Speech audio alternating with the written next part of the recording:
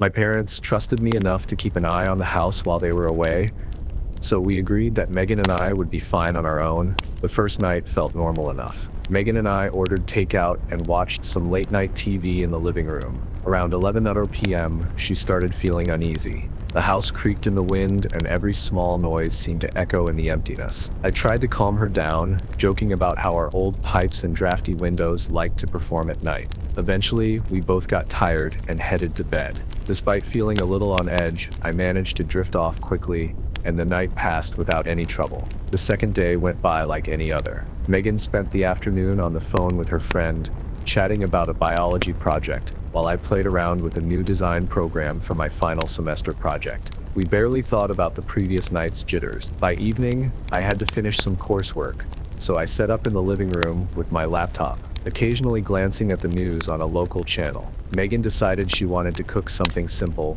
pasta with tomato sauce. Around 10 p.m., I could hear pots clanking in the kitchen and the running faucet as she filled up a pot for boiling water. Then, out of nowhere, I heard a sharp scream. I dashed into the kitchen, my heart thumping, and found Megan pressed against the counter. Her eyes were wide, and she pointed toward the window over the sink. She whispered that she'd seen a man standing outside staring in at her. According to her, he was covered in blood.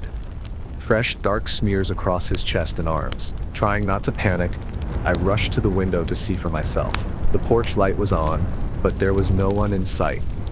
The backyard looked empty, except for some overgrown shrubs. I tried to calm Megan, telling her maybe she had imagined it, but she was visibly shaken. After a few minutes, we decided to keep the kitchen blinds closed and make a quick meal. Neither of us had much of an appetite, but we forced ourselves to eat. We double-checked the locks on the doors and windows before going upstairs for the night. I offered to stay in Megan's room until she fell asleep, just in case she needed someone close by. Eventually, I went back to my own room, thinking the worst was over. At around 3 p.m, a loud knocking shook the front door. It sounded urgent, angry, almost like someone desperately trying to force their way in. My heart started racing, and I froze in my bed. The knocking continued for what felt like an eternity, but in reality, it was probably just a few minutes. Then, just as suddenly as it began, everything went silent. I was too scared to move. I listened intently, hearing nothing but the faint hum of the refrigerator downstairs. The rest of the night was quiet. Megan and I got almost no sleep. By morning, curiosity got the better of me, and I went outside to check around the property. I grabbed a bag of trash from the kitchen and headed toward the garbage bins near the side of the house. That's when I saw him, a figure lying face down in the grass near our small vegetable garden. At first, I thought maybe he was injured, so I inched closer, calling out to see if he could hear me. When I finally stood over him, I realized he wasn't breathing. Blood covered his shirt, and his face was turned away. I felt my stomach tighten. I didn't recognize him at all. My hands shook as I fumbled for my phone to call the police. Officer Henderson arrived with 2 other officers, carefully examining the body. They asked Megan and me a barrage of questions. And he what? Had we heard any gunshots? Did we see anyone outside? Could we identify the man? We told them everything. How Megan saw someone the night before. The knocks at the door. The officers looked concerned, but they were just as puzzled as we were. They removed the body and told us they'd be in touch if they learned more. We never even got a name for him. None of our neighbors claimed to have seen anything unusual, and there were no missing person reports that matched the description. Mom and Dad came back later that afternoon, worried out of their minds when they heard what happened.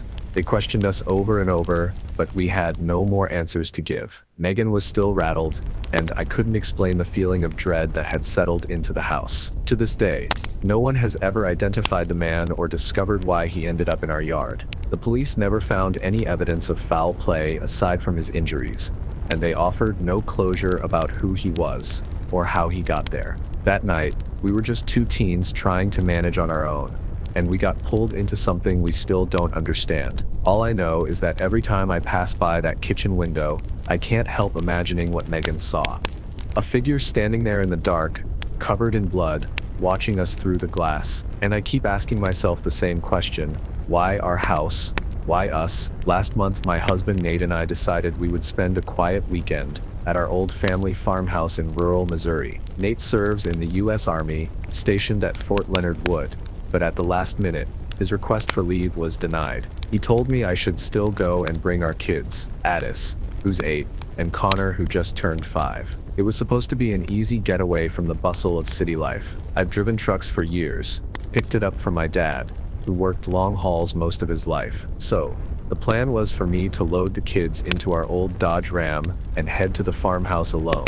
It's about a 3-hour drive from our house in Springfield to the property near a little town called Willow Falls. Normally, the route is pretty serene, stretches of 2-lane highway, rolling hills and farmland as far as you can see. That day, June 15th, we left around noon.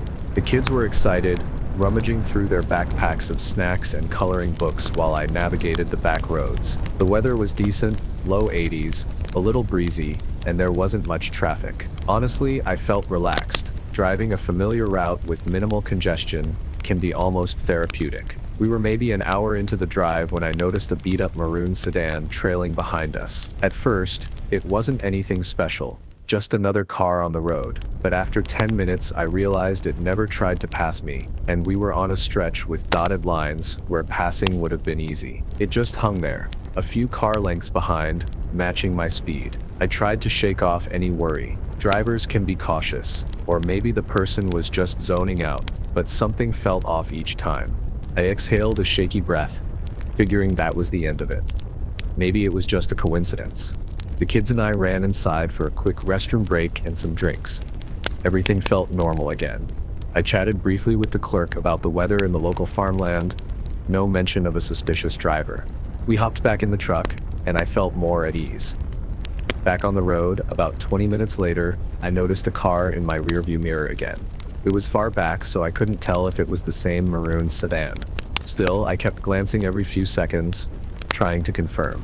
With the sun hitting my mirror, it was almost impossible to be sure. But the shape of the headlights looked eerily similar. I kept driving, my heart thumping a little faster. At one point, we hit a bend in the road with a slight incline, and I lost sight of the car entirely. When we came out the other side, it was gone. Just gone. Part of me was relieved. Another part was unsettled. How did it vanish so quickly? Did it turn off onto a side road, or just pull over somewhere? A few miles later, the kids started complaining that they were hungry. I was too. There was a rest area about 5 minutes up the highway, one I've used in the past. I signaled and took the exit, half expecting the maroon sedan to appear in my mirror again. But it never did. The rest stop was practically empty, except for one semi-truck parked at the far end. I parked close to the rest building, making sure to stay near plenty of light. We got out, stretched our legs, and scanned the area. No sign of that car, no sign of any car that resembled it. My head was on a swivel though, and I couldn't shake the feeling I was being watched. We used the facilities, grabbed some vending machine snacks, and sat at a picnic table for a few minutes. Another driver, an older woman, walked by with her dog and gave us a polite nod but didn't say much. I started feeling a little silly, like maybe I'd blown the situation out of proportion. So we loaded back into the truck, ready to finish our trip to the farmhouse. I kept checking my mirrors as we merged back onto the highway.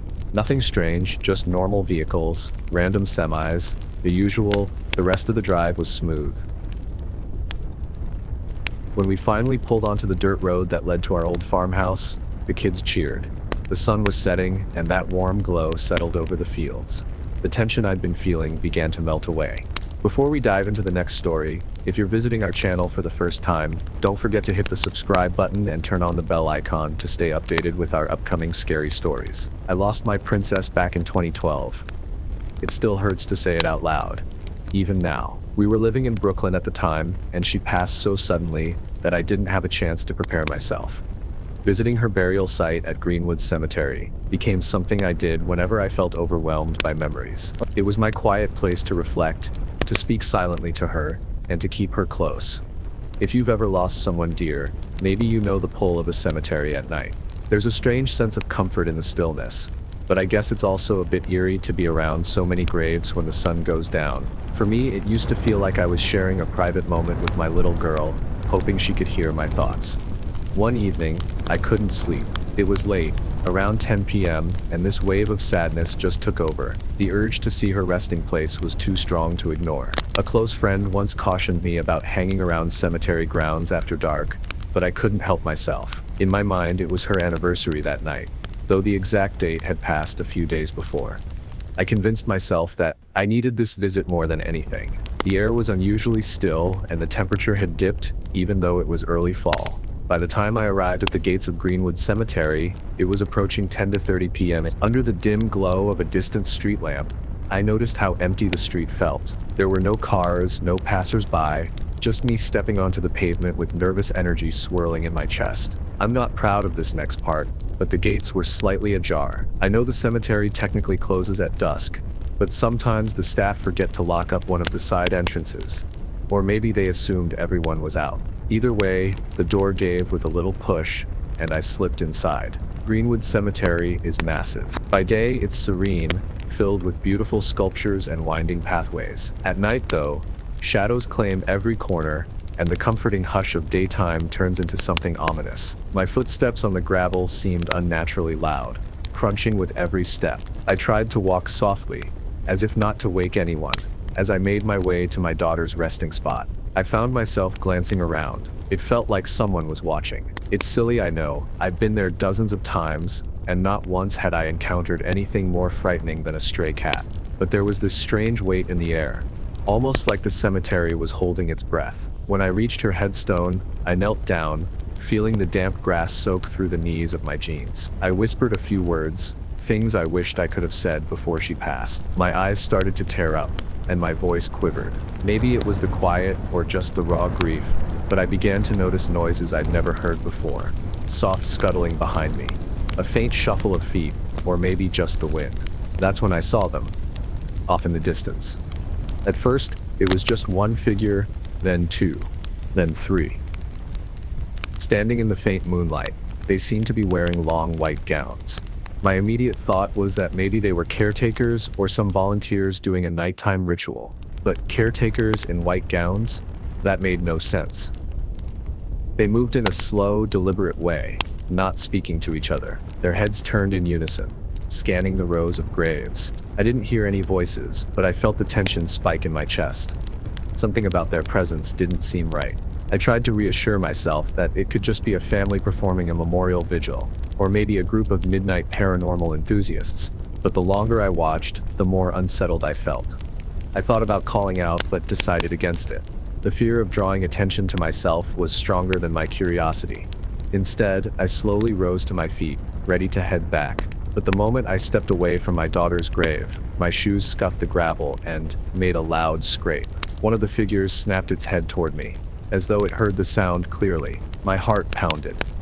At that moment, I realized they might come over. I didn't know what to expect, kindness or threat.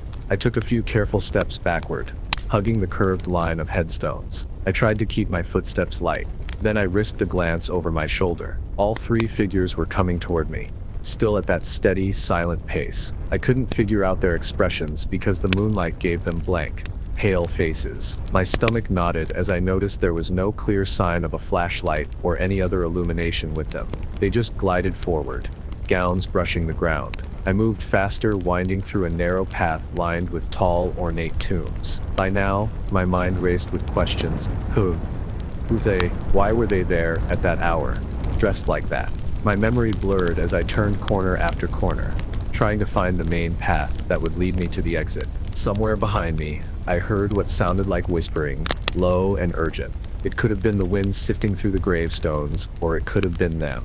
I felt the prickle of panic intensify and realized I was getting turned around in the dark. Normally, I knew my way around, but the fear made every turn look unfamiliar. After what felt like an eternity, the faint glow of the street lamp near the entrance appeared between the silent silhouettes of mausoleums. Relief surged through me, and I all but sprinted toward it. The gate was still half open, and I slipped through it, nearly stumbling onto the sidewalk. I paused, trying to steady my breathing. For a moment, I considered calling the police, but what would I even say? That I saw three people in white gowns? It sounded so bizarre, almost comical, and they hadn't done anything explicitly illegal that I could prove. That's when I noticed something that made my stomach drop. Across the street, parked in the shadows, was an older model van. Its headlights were off, but there was someone in the driver's seat, watching me. The shape in the window leaned forward when I exited the gate, my pulse hammered in my ears again. I couldn't see any detail, just a silhouette. Before I could react, the van's engine started. The headlights remained off, and it rolled down the street with a dull hum. I stood frozen in place until it disappeared around the corner. I hurried home, darting glances over my shoulder the entire way. Sleep didn't come easily that night. Questions spiraled in my head. Were the three figures connected to that van? Had I stumbled onto something I was never meant to see? Or were they just random strangers, maybe performing a late-night ritual for their own reasons? I haven't returned to Greenwood Cemetery after dark since that night. In the daylight, it still feels peaceful enough for me to visit my daughter's grave. This story takes place back in 2010. I was about 10 to 12 at the time. My dad was newly divorced from my mother and moved out to a rundown trailer park. It was off a main highway and was basically a dump-turn-trailer park. There were all kinds of people living there: nerve, crackheads, drug dealers, illegal immigrants. There was no discrimination. This place was not safe for children, but it was all my father could afford after being left with nothing from my mother. He was given weekend visitation, and we would go over there from Friday until Sunday. I have 3 sisters, 2 older and 1 younger. We were all about 3 years apart, ranging from 8 to 14 years old. My dad still had to work on Saturdays and would tell us to stay put inside, but of course we never did. The lot consisted of 3 lanes of trailers, and actually, my aunt on my mother's side lived on the same lane as us. Her trailer was the last one. When my dad was at work, we would do kid things, like run around the fields in the backyard, or try to find other kids to play with. My older sisters didn't have trouble making friends their age, but my younger sister and I only had each other. Most times we'd play by ourselves, away from our sisters, only because they would kick us out of their circle and say this was the big kid group. This one time we overheard our older sisters and their friends say they wanted to go down to the creek. We were never allowed to go to the creek without our dad, because it was pretty dangerous. To get to it, you had to go past the last trailer, which was my aunt's, and then go through the small clearing until you found a drop-off. At the drop-off was a very deep hill, and not a smooth hill either. You had to be cautious going up. Walking along, I noticed something odd. There was a large, flat rock just ahead, almost perfectly shaped, sitting in the middle of the stream. It seemed out of place, like it had been intentionally placed there. I pointed it out to my sister, but she shrugged it off, thinking it was just another rock. Still, something about it felt wrong to me, like it had been put there for a reason. We continued walking, but I couldn't shake the unease in my stomach. The dogs were still sniffing around, their little paws splashing in the water, and the sound of the stream bubbling around us felt oddly loud. We walked for what seemed like forever, meandering through the creek, when I noticed something that made my heart stop. Behind us, about 30 yards or so up the creek, there was a person standing at the edge of the woods. They were completely still, watching us. At first I thought it was just one of my sister's friends, but the figure was much too still, and they were too far away to be close enough to hear us. I blinked, trying to make sense of what I was seeing. They didn't move or speak, just stood there staring in our direction. I felt my throat tighten, and I turned to my sister. "Do you see that?" I whispered. She looked in the direction I was pointing, but didn't seem to notice anything unusual. "It's probably just a tree, relax." But I knew what I saw. I could feel the hairs on the back of my neck standing up. My mind raced, trying to think of a reason why someone would be standing there so still. "Maybe it's one of those people who live in the woods," I said quietly, almost to myself. My sister rolled her eyes and we continued walking, but my eyes kept darting back to the figure. By the time we reached the bend in the creek, I looked again, and the figure was gone, just vanished. That's when I started to feel really unsettled, like we were being watched. The dogs had stopped barking and seemed unusually quiet. The air felt thick, and I could hear every little sound of the creek, the crunch of leaves underfoot, and my own breathing. I told my sister that I wanted to go back, but she was too caught up in the game plan, so I followed reluctantly. However, my unease kept growing as we continued to move further down the creek. I kept expecting to see that figure again, or maybe hear something from the woods, but nothing. Still, I couldn't shake the feeling that someone was lurking, waiting. Walking, we noticed a new tree had fallen. It was huge too. Luckily, it didn't fall across the water path, but it looked like it fell into the creek. So it was sort of above us. We knew it rained, but didn't know it was so bad a tree fell. One of the girls pointed out that the only thing that was stopping the tree from falling onto us was a tree root that was coming out of the ground. We all surrounded the tree in awe for a few minutes before we decided to continue walking. Suddenly, the dogs started to bark like crazy. Honestly, it startled all of us because no one else was around, and it was pretty quiet out. They started running around and running up to different trees, barking erratically. We all just thought it had to be a bird or a squirrel. My sister's friend was trying to calm her dogs down, but it wasn't working. Everyone started to speak at once, trying to calm the dogs. Out of nowhere, we heard a loud noise. It sounded like thunder almost, but rumbled and echoed. It was getting louder, and we realized it was twigs snapping, but not any kind of twigs. We all collectively looked at the fallen tree and saw the root that was holding it start to snap. We all started to freak out. The tree was now slipping down the slope right at us. I was too scared to move. My sisters were calling my name to get out of the way, but I just couldn't move my legs. Everyone looked at the tree, and as it started to fall further, a literal hand reached out from under the slipping tree and grabbed onto a smaller tree to stop it from falling. Everyone saw it and burst into screams. They all started to run back to the drop-off. Even the dogs stopped barking and ran with us. I stayed a little longer to look before running with them. The hand was huge. The fingers were so long it wrapped around the tree trunk. It was also camouflaged to match the greenery around it. We all climbed the drop-off quickly. We were all muddy after, but that didn't matter anymore. As we all caught our breaths, we started explaining what we saw. Some say they didn't see anything, but only ran because we ran. Others said they saw the hand. I stayed quiet and just stood in shock. The others quickly dismissed it and went on about their day, but I decided to go back home. To this day, I still don't know what it was, but I know for certain it saved us all. Now that I'm older, I can kind of figure it could have been an alien or even Bigfoot, but that's a crazy accusation. It definitely wasn't human, because it had super strength. But if it was an extraterrestrial or anything like that, it sure did save a handful of kids from being squashed by a giant tree trunk. I wasn't expecting anything unusual when I booked that cruise out of Miami, Florida.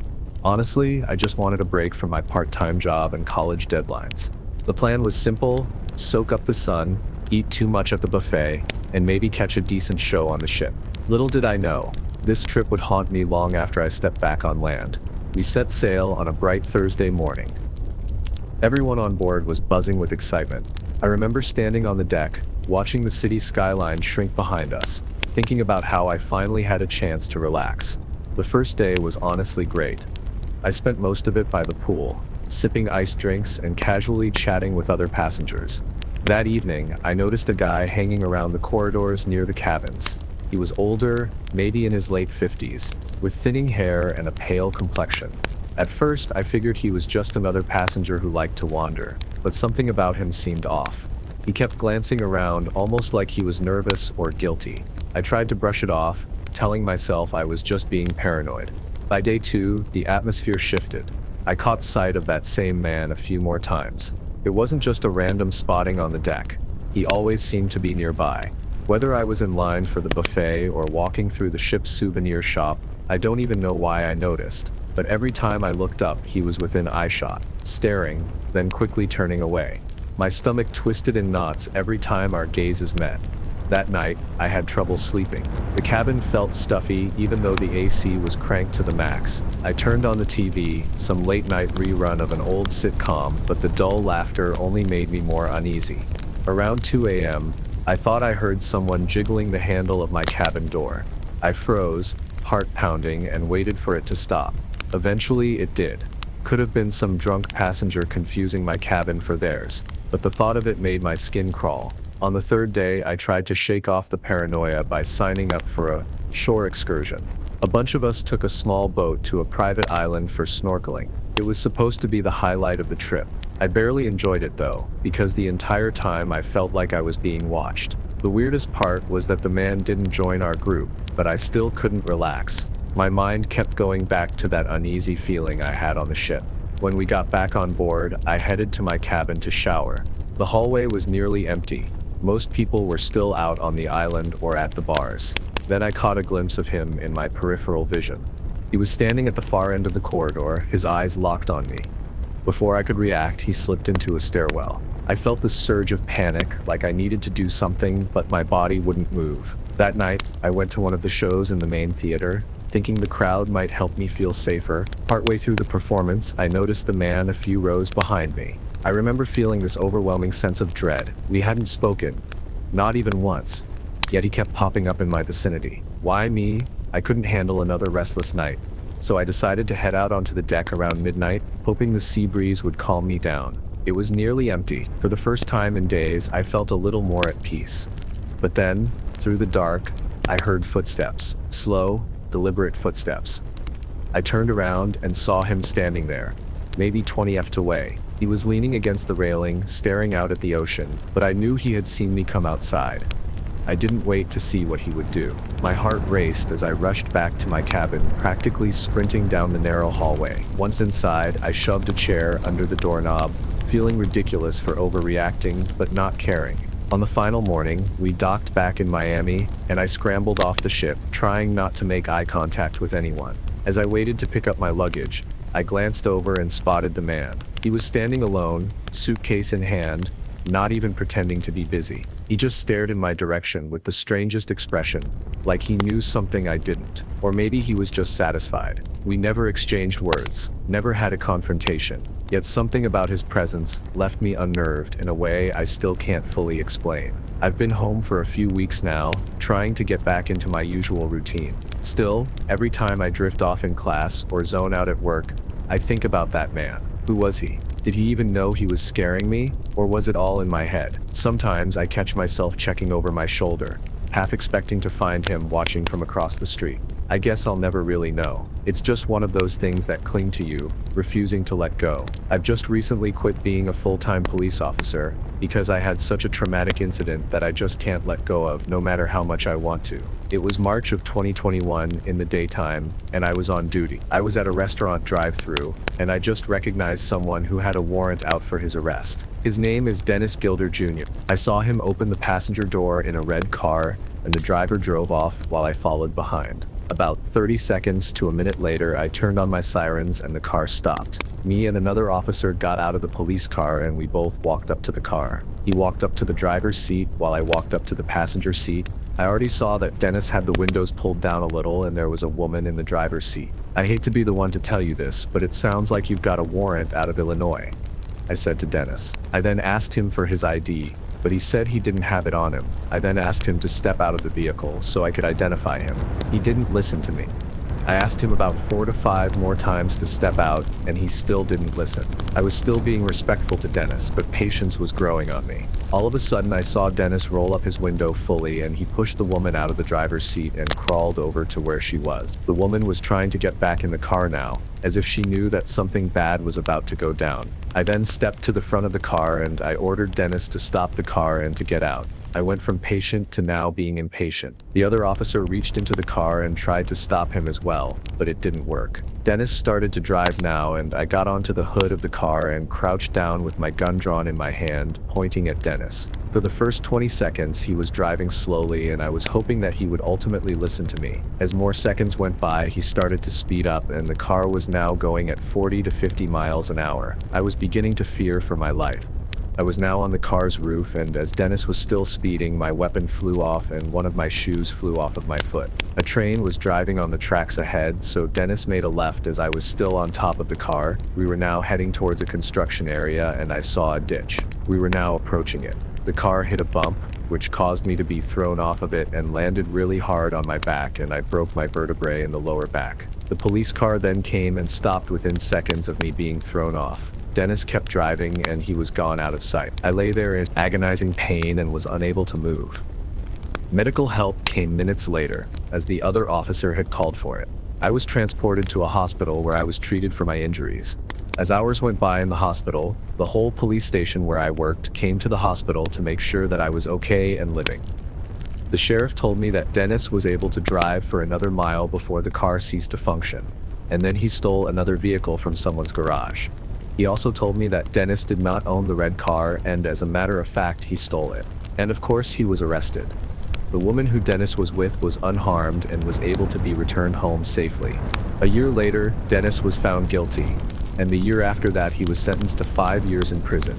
I was able to return to work 3 months later, but I eventually quit at the end of 2024 due to being so traumatized from that incident. As I said at the beginning of the story, I'll never forget the feeling of holding on to something like a car going very fast and trying not to lose my life. It took me a year to fully recover from my broken vertebrae, and now I'm more careful whenever I do something related to strength, because I don't want to re-injure my back. Dennis apologized to me, and I forgave him. When he gets out of prison, I honestly hope he turns his life around for the better and becomes a better person. In 2017, I had taken my SUV deep into the wilderness, far from paved roads and towns. It was a multi-day off-road camping trip, and I craved isolation. Plan was simple: find scenic spots, park and camp under the stars. I filled my tank with gas, packed plenty of water, and brought other necessary things. I felt a rare sense of freedom as the city disappeared in my rearview mirror. After hours of navigating rocky paths, I found a small clearing near a quiet stream. The water barely flowed, but its soft trickle made a soothing backdrop. Towering pines surrounded me, casting long shadows as the sun dipped lower. There were no signs of people, just the rustle of leaves and birds calling in the distance. It was perfect. I set up camp, built a small fire, and cooked a simple meal. As darkness fell, I sipped tea and watched stars dot the night sky. Wrapped in a warm jacket, I felt at peace, alone but content. I leaned back in my chair, enjoying the quiet. When the chill grew sharper, I retreated to my SUV. I had converted the back into a makeshift sleeping space, removing seats so I could stretch out. After zipping myself into a sleeping bag, I turned off the lantern and closed my eyes. The silence was comforting, and I fell asleep quickly. Sometime later, I woke up abruptly. A sound reached my ears, low, rhythmic, and distant. It wasn't an animal or the wind. It sounded like chanting. I froze, listening.